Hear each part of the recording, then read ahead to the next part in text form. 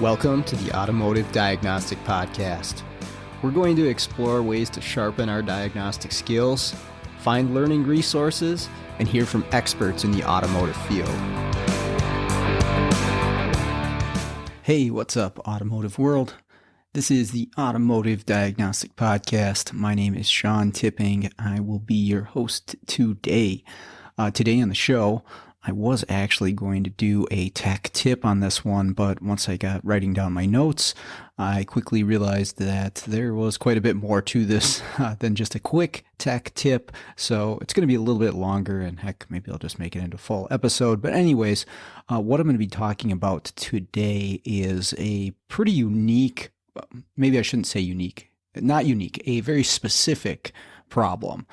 Something that breaks in a very specific way on a specific engine or vehicle, and ways to diagnose it, because I've seen this several times over the last year or so, and each time that I've seen it, it has kind of thrown technicians for a loop, meaning that it is difficult to get to the pinpointed, okay, this is what's wrong with this vehicle. And I see a lot of parts replaced unnecessarily in attempts to get to the solution of this problem. And many of you may be familiar with this. Some of you might not, but I'm going to give you a number of ways that through testing methods, we can determine for sure what's going on with this engine before we actually take anything apart or replace any components, which of course is our goal most of the time. So what I'm going to do is I'll set you up with what the problem is and the vehicle, or the engine, I should say, and we'll know going into this what is actually wrong, and then I'm going to present to you, number one, how it happens and the symptoms that it's going to produce, and the tests that will help and the tests that won't necessarily help that might lead you astray here. But again, just how to get to the solution on this one as quick as possible and accurately as possible. So here's the vehicle / engine. It is a Ford truck, or this could be in a van as well. But this is the infamous 5.4 liter Triton engine. Okay, so it's a 3-valve, 2 intake valves, 1 exhaust valve, 5.4 liter. This is the one where the spark plugs break when you go to take them out. I actually like those because, man, they made me a lot of flat rate money because I charge an extra half hour per plug and just use the special tool to extract them. But that's not really what we're talking about today. Many of you are very familiar with these engines. And maybe I should put a disclaimer here for those of you who are not. These engines had a lot of problems beyond what I'm talking about today. They had some oiling issues, some oil pressure issues. And I would say we're not going to get into all the details of a 5.4 liter today. Maybe that's a whole nother podcast, and I don't know that it's really necessary because these are older vehicles. And I should give you the year range. You know, they've been using the 5.4 for a while. The ones where we really seem to see the issues, I would say somewhere in the neighborhood of 2004 up to somewhere in the neighborhood around 2010. Now, there could be some variance there in the years, but most of the ones I see are in Ford pickup trucks, F-150s, and Ford vans in that year range. And I see quite a few of those around where I live. There's lots of Ford vehicles, Ford trucks out on the road, and lots of them in the shops with these 5.4 liter Tritons. But keep in mind, if you are going into a diagnosis on one of these engines, they can have lots of problems, especially a high mileage truck, and you want to go through all of the checks before you or the customer commits to big money on fixing one of these, because you can fix everything I talk about today and still have a major oil pressure issue and scoring on the internal components of this engine where it doesn't make any sense. But you can do your research elsewhere as far as what you need to do. Just again, kind of a precaution that, hey, these engines are kind of junk. But let's assume that all that's good on one of these engines, which might be hard to do, but for discussion's sake, let's just assume that everything's good on one of these. On top of that, they have another issue that I've seen again a few times over the last year or so, and you have maybe have seen this as well. But again, when it comes into a shop, I've seen this kind of hold techs up and they're not able to identify what's going on with the engine in these 5.4s. So here's what the actual problem is. Again, I'm going to set this up first and then we're going to kind of work our way from there. These engines use a single overhead camshaft style, which is driven by a camshaft's phaser sprocket, obviously driven by the chain. So we have motion from the crankshaft go up to the camshaft, rotate the camshaft, and that single camshaft on the top of each cylinder head operates both the intake and the exhaust valves. And we have 3 valves per cylinder.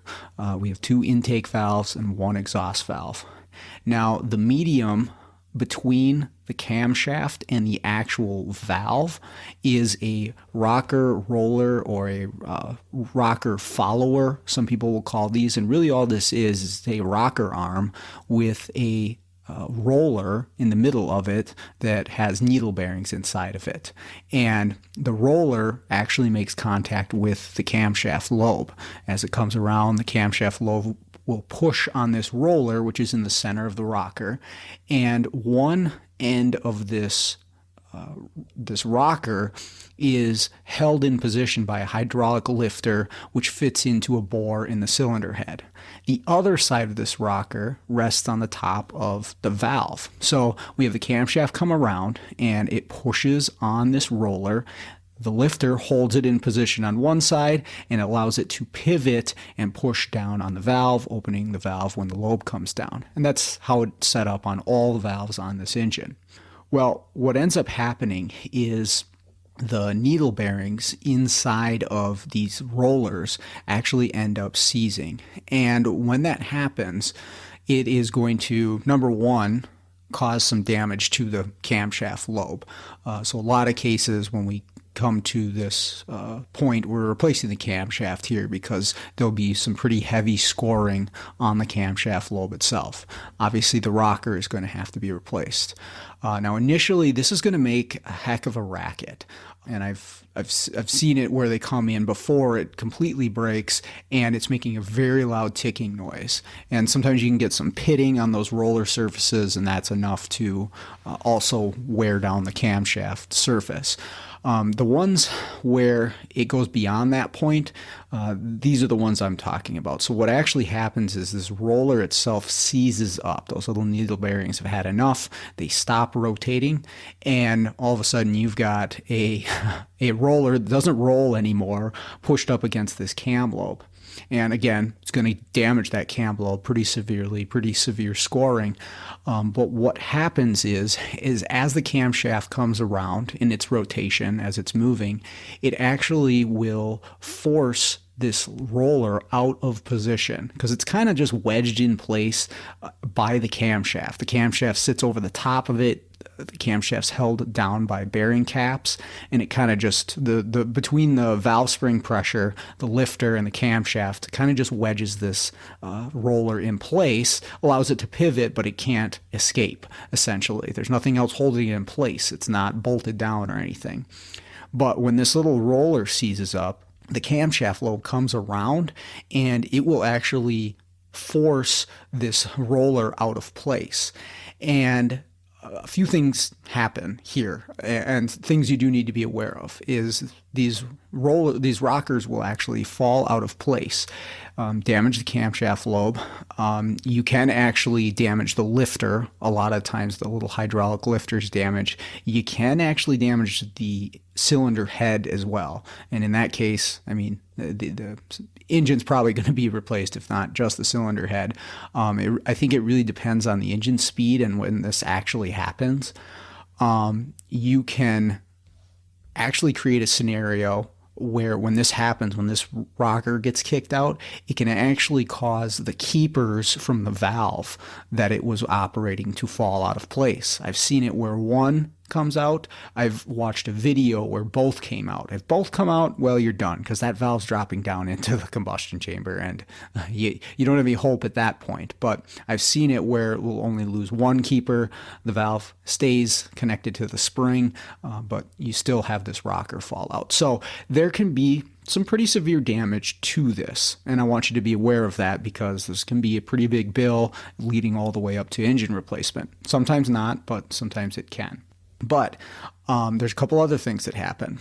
Obviously, the valve that rocker operated is no longer going to move. Okay. Now, for whatever reason, the last 3 or 4 times I've run into this, it's been an intake valve. I can't say that's always true. It would actually act differently than the scenario I'm going to give you if it was an exhaust valve.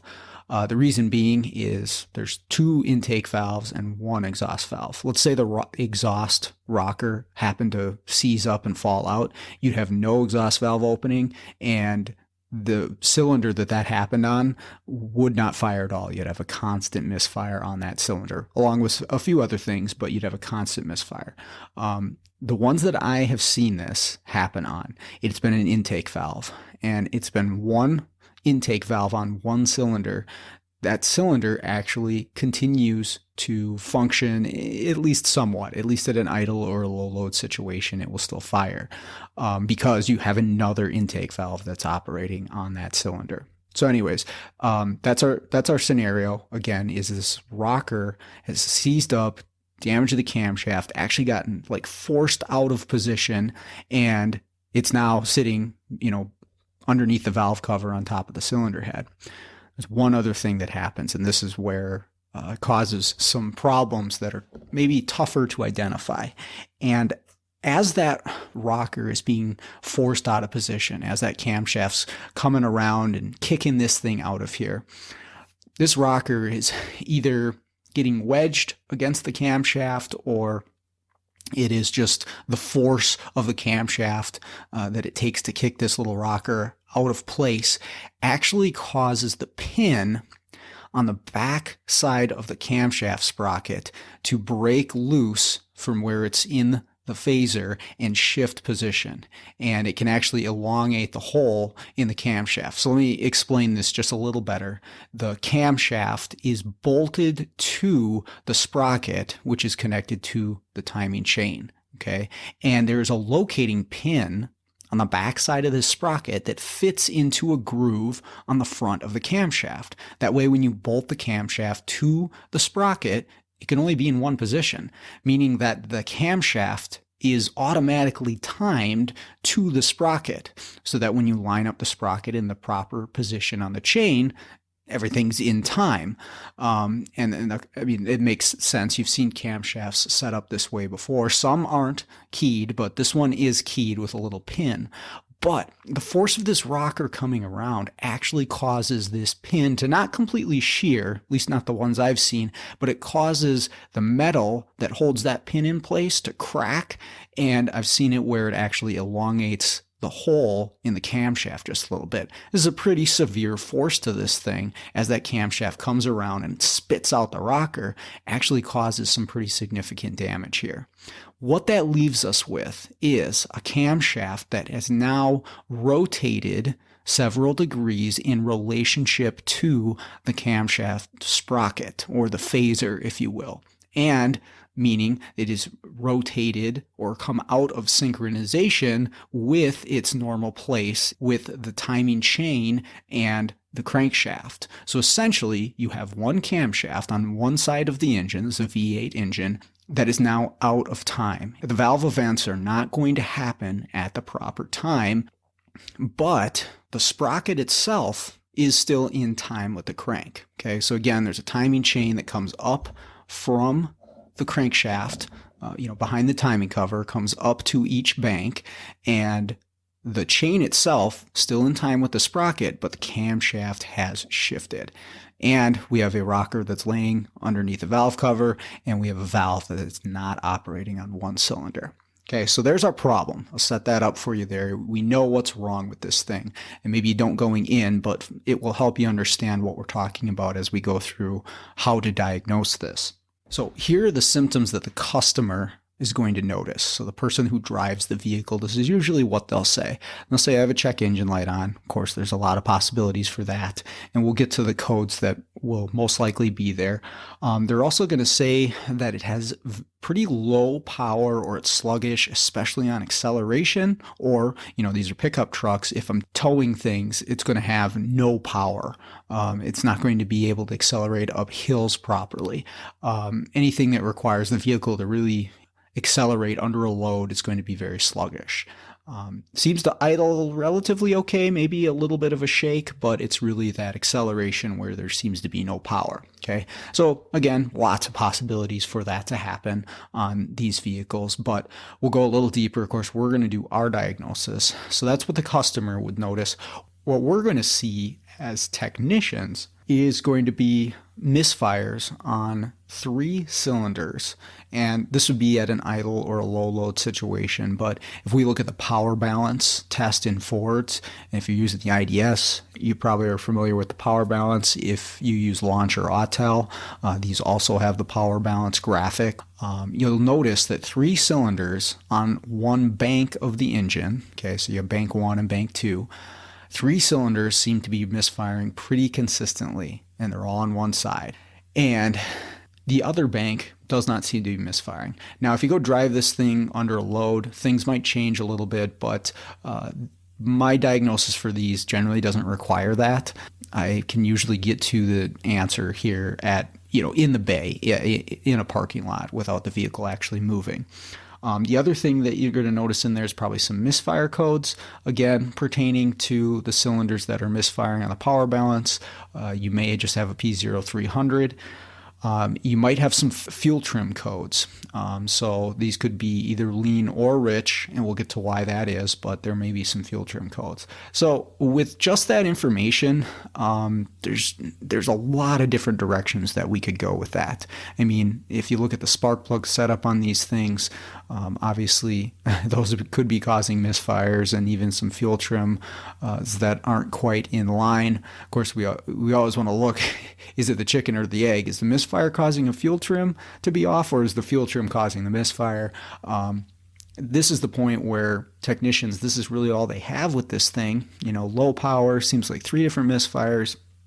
Okay, what do I go after? A lot of times, people do go after ignition on these Fords with good reason. The coils are pretty prone to failure. The spark plugs have all of their own issues.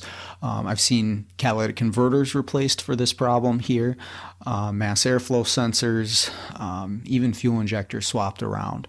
But none of that's going to cure this.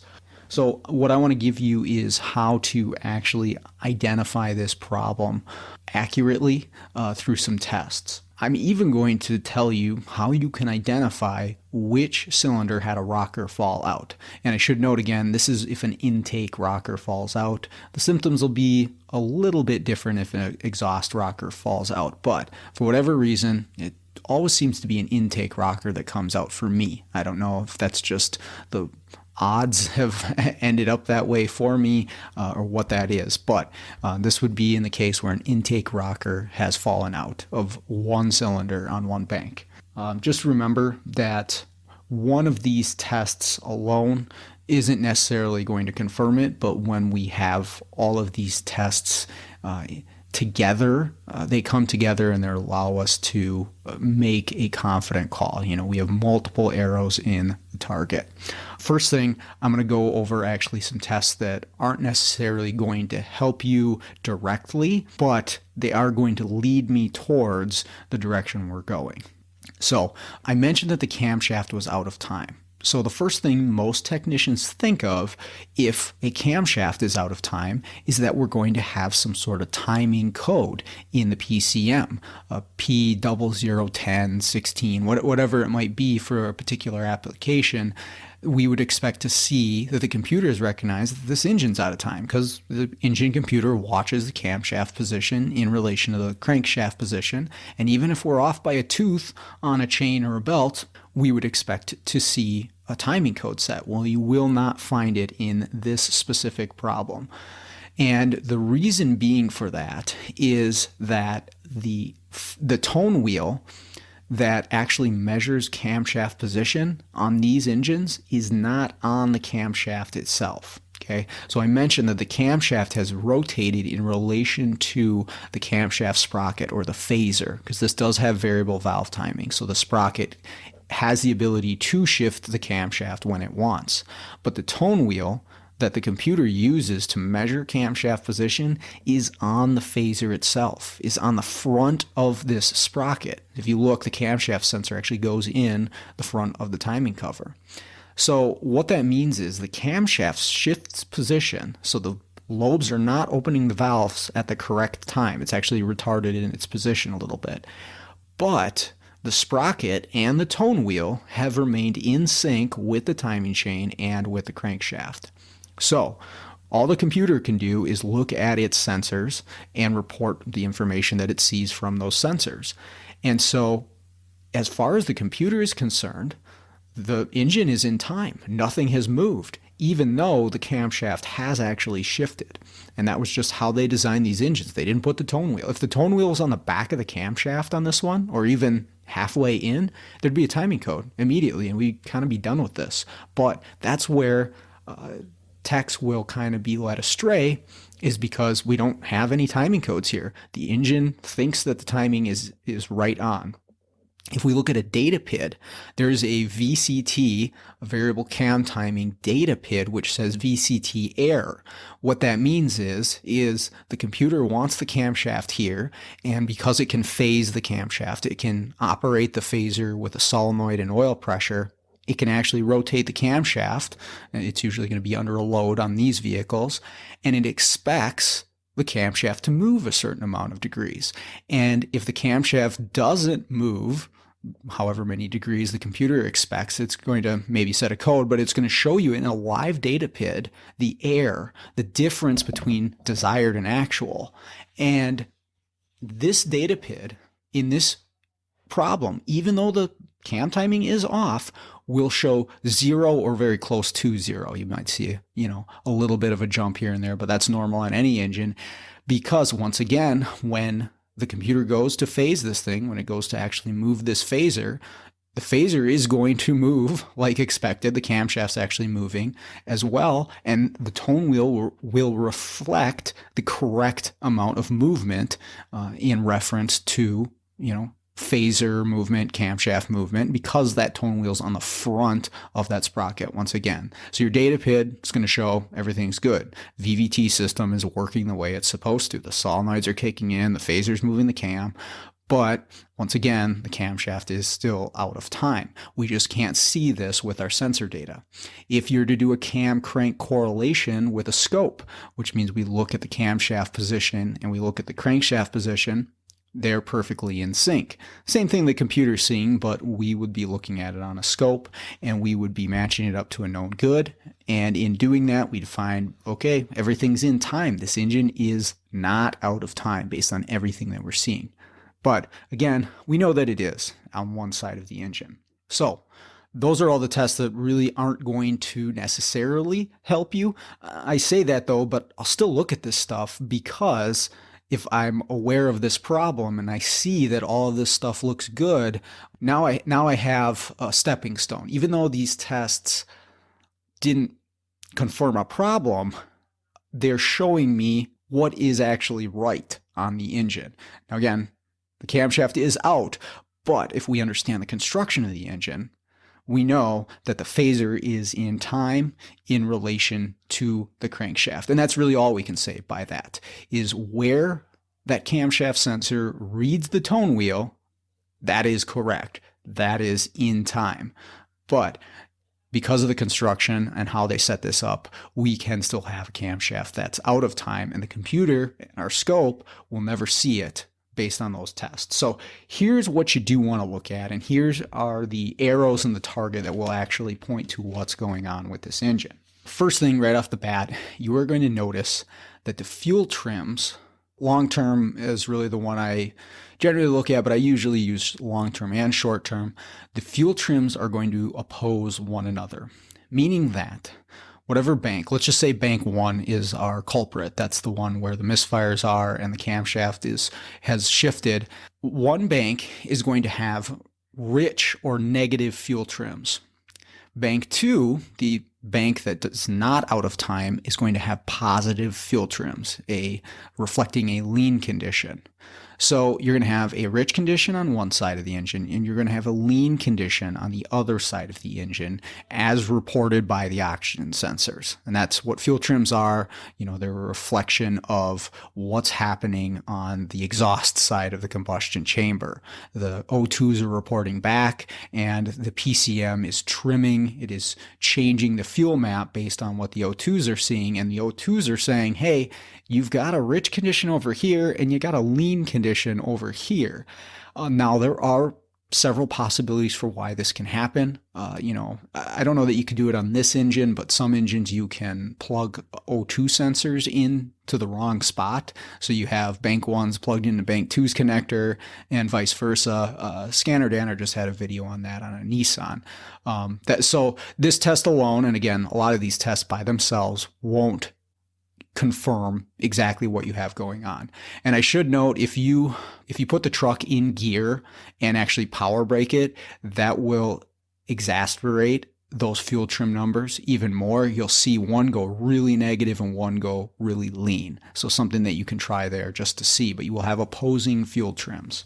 And you are also going to, and I'll explain why you have that in a moment, but you're also going to have a barometric pressure reading that is lower than what you would expect. Okay, in Fords and the data PIDs, you're going to see a couple different things depending on the year and your scan tool.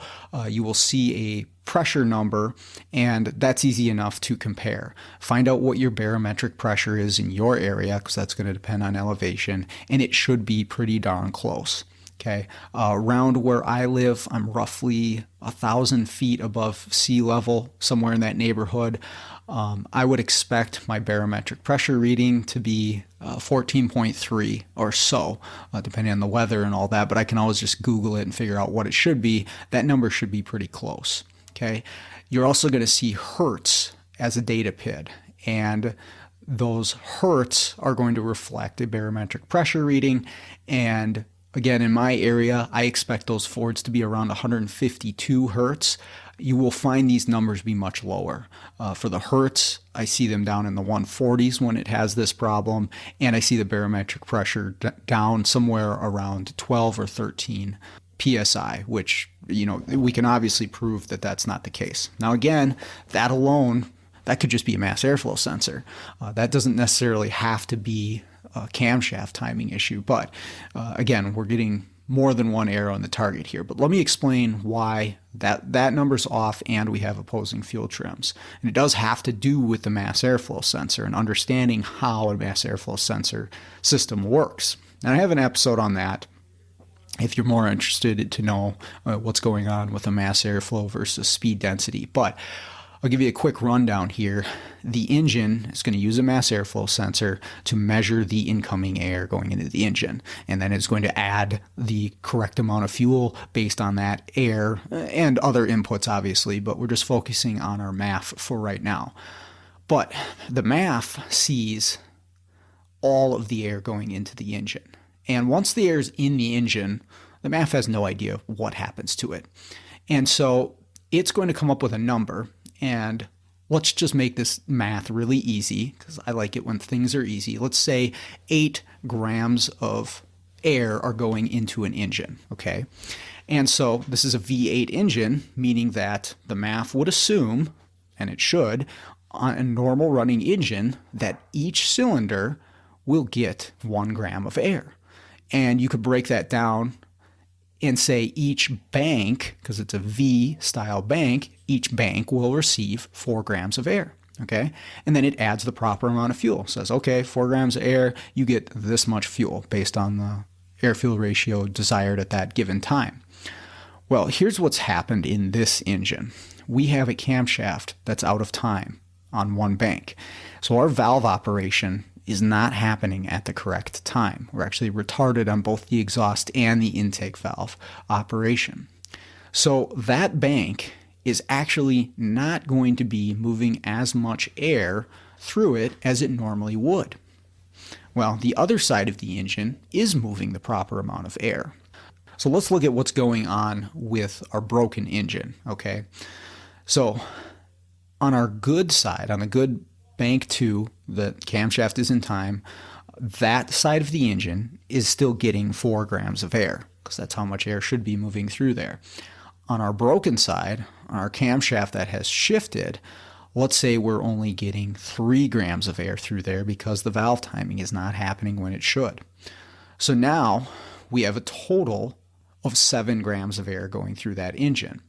And so the computer is going to say, okay, well, 7 grams of air, here you get this much fuel. And it's going to divide that 7 grams worth of fuel equally between the two sides. Again, because that's how the engine should work. And so what's going to happen is the good side that's getting 4 grams of air is going to get fuel that should be for 3.5 grams. So essentially it's not going to get enough fuel. The side that's not breathing correctly, that's not moving as much air through, that's only moving 3 grams through that side of the engine, is going to get fuel for 3.5 grams. And so that's going to be too much fuel for the air that is actually moving through it. Because again, the MAF can only see the total. It doesn't know how much each cylinder is ingesting. And so what ends up happening there is you have too much fuel delivered to one side of the engine and not enough to the good side of the engine. So your rich bank in this particular application is going to be the broken side of the engine with your opposing fuel trims. And hopefully that explanation kind of helped out why. As far as the barometric reading goes, because the engine overall is not moving the proper volume of air through, the barometric reading is actually taken off of the mass airflow sensor under a open throttle condition, and it's going to report a poor number. And so that barometric pressure reading can be off. Again, that number can just reflect a bad mass airflow sensor, but it's going to be one of our pieces of data here. All right, so next thing that we've probably already looked at by this point, but I want to make a point here. If we go back to our misfires, again, all the misfires are on one side of the engine. This is idle, low load situation, except for one. Okay, and that might be where you say, well, this is weird. I have an entire bank that's out of time. How come I only have one cylinder that's not misfiring? What's the deal? Shouldn't they all be misfiring on this side of the engine?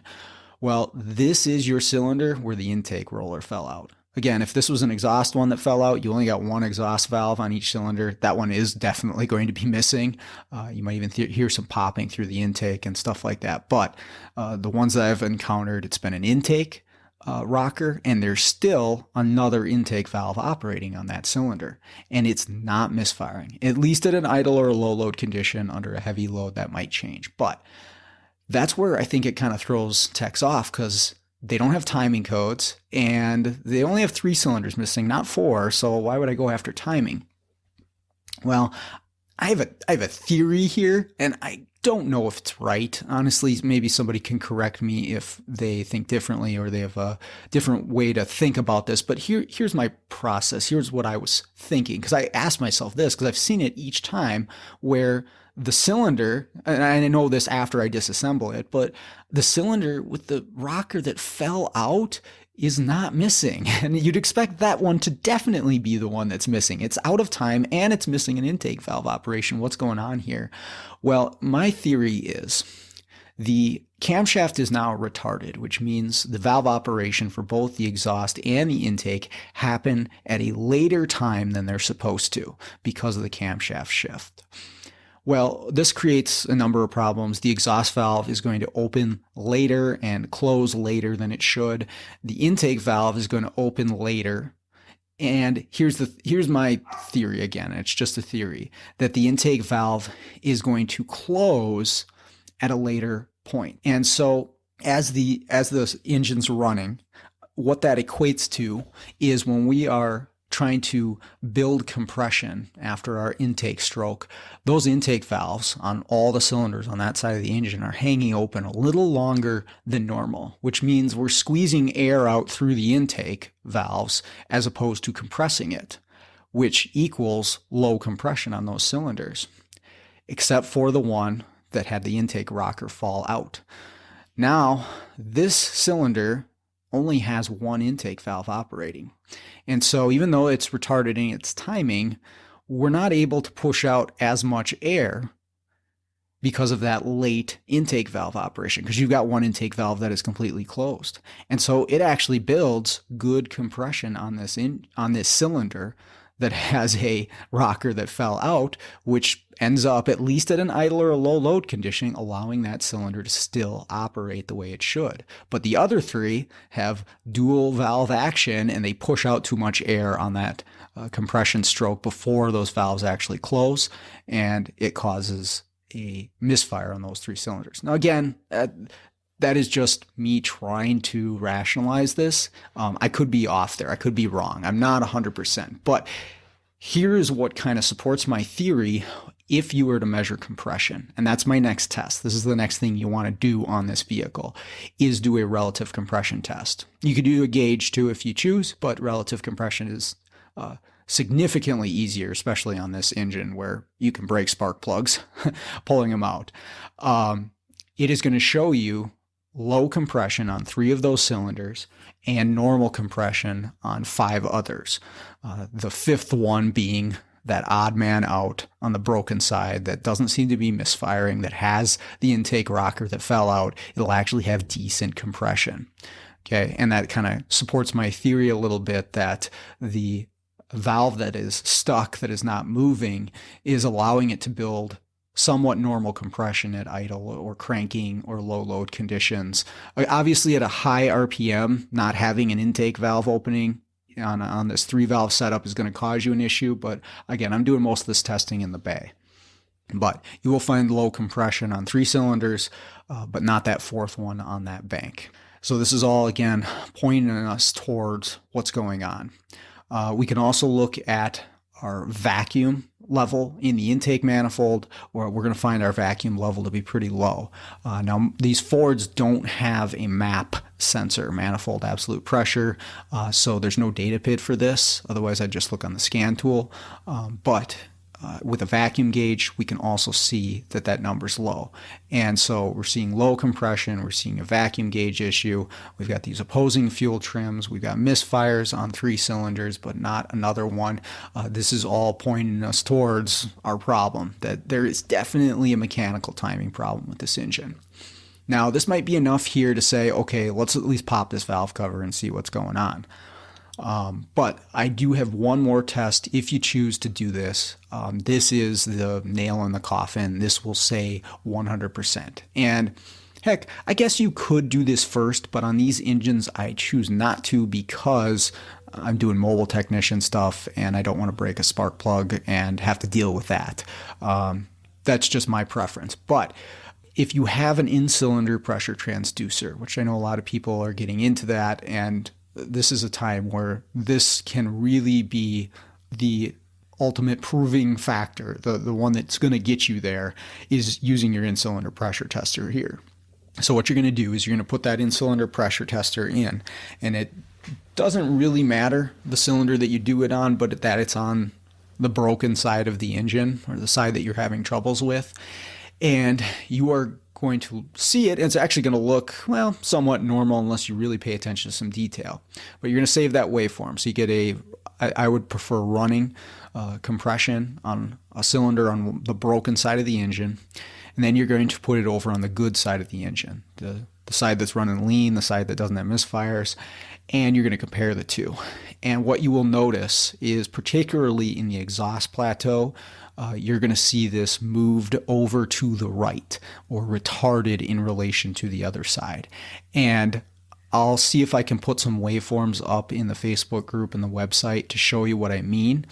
But it doesn't take a whole lot of skill using these waveforms to compare the two and see that the exhaust plateau is basically shifted to the right so many degrees. I think I measured 10, 15 degrees, something like that.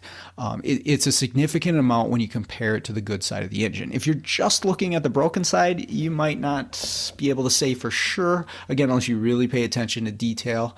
But if you compare it to the good side of the engine, or you just have a known good saved for that particular engine, you can say right away, okay, this cam timing has shifted. It is retarded. I know for sure that I have a timing issue here.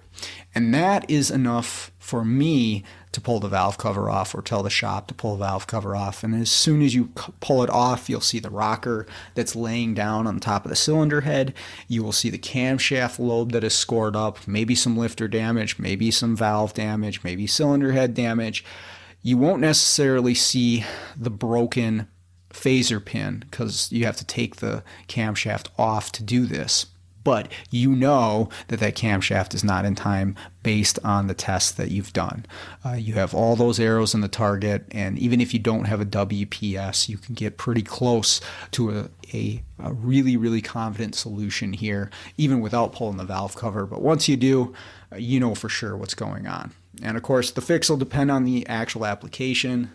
Oh, and one more thing on the WPS that you can confirm is that there's not a converter that's restricted. And that's why this is another, I think, important part of this, is you could have a converter that's plugged up. But if you look at the exhaust plateau on the broken side of the engine, of course, it's shifted over, but it is going to show that you don't have excessive back pressure in this engine. The cat is not plugged, causing misfires on one side of the engine, because it could be, I've definitely seen converters plugged on these engines.